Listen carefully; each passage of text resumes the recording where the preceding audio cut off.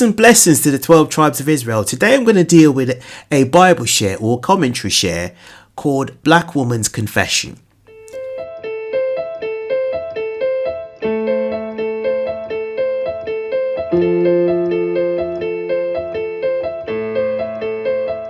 Black Woman's Confession. So it's a black woman who's finally admitting the errors of their ways. So they're finally admitting that it's for black women to leave it until they're in their 30s and 40s to have children is a bad idea. And she's finally admitting that black women in general should be getting married in their early 20s. They should look to have children, finding a husband and getting married in their early 20s. So she's now going to say it here. So I think it's quite interesting to hear what she has to say. The reality that needs to be said out loud is that as black men age, their desirability increases. Thus, their optionality of women is always expanding. And the exact opposite is true for black women. As we age, doesn't matter how much money we accumulate, our degrees or professional accolades, the reality is that our marriage and partnership market value is depreciating with every passing year. Now, isn't it a great relief to know that at least some black women get it? They finally get it.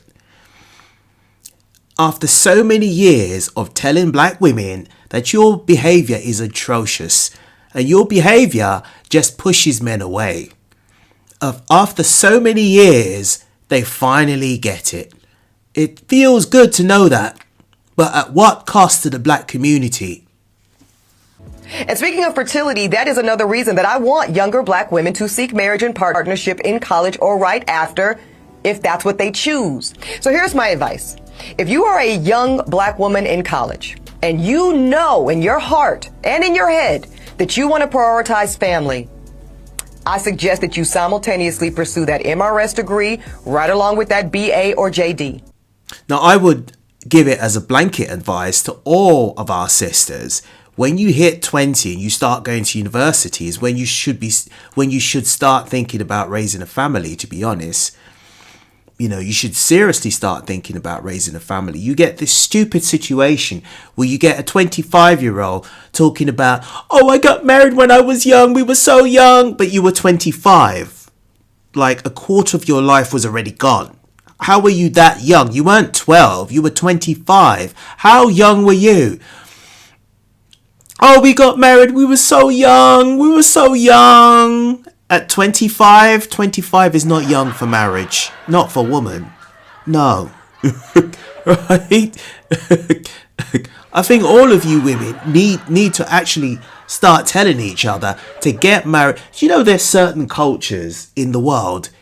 But if a woman is not married by the time she's 25, they're looking at the family with despair. With great sadness, because you couldn't set your child up with a husband. You couldn't fit her up with a husband. You mean to say that she's so terrible and you're so bad at choosing that she couldn't choose a husband? She couldn't find a husband?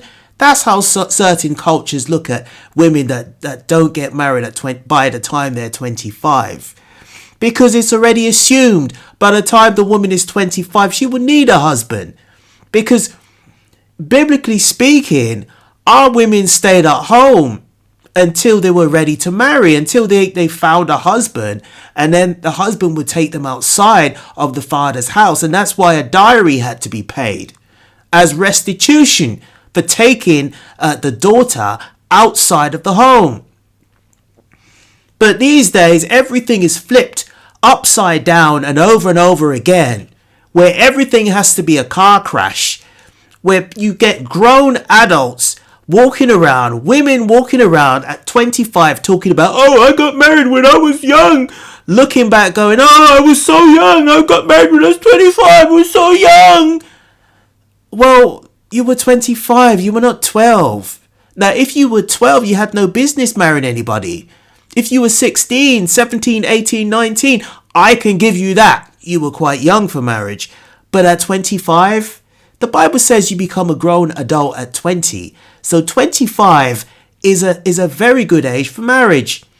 but only in Western culture it is frowned upon. And this is why we're in the situation in which we're in.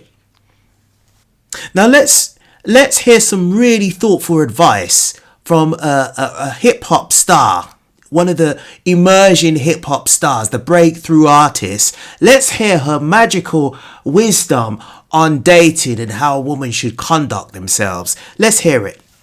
Hey ladies, how are you? I'm gonna call my twin, and I just want to let y'all know, be toxic for the rest of your 20s. You only get one life. Live your toxic 20s. You never get to be 20 years old, 21, 22, 23, 24, none of that ever again in your life. Be toxic, because don't get in your 30s thinking you could just go slashing tires and doing all this crazy shit. You too old for that now. You too mature. Be toxic for the rest of your 20s. And if you delusional, turn this shit up a notch.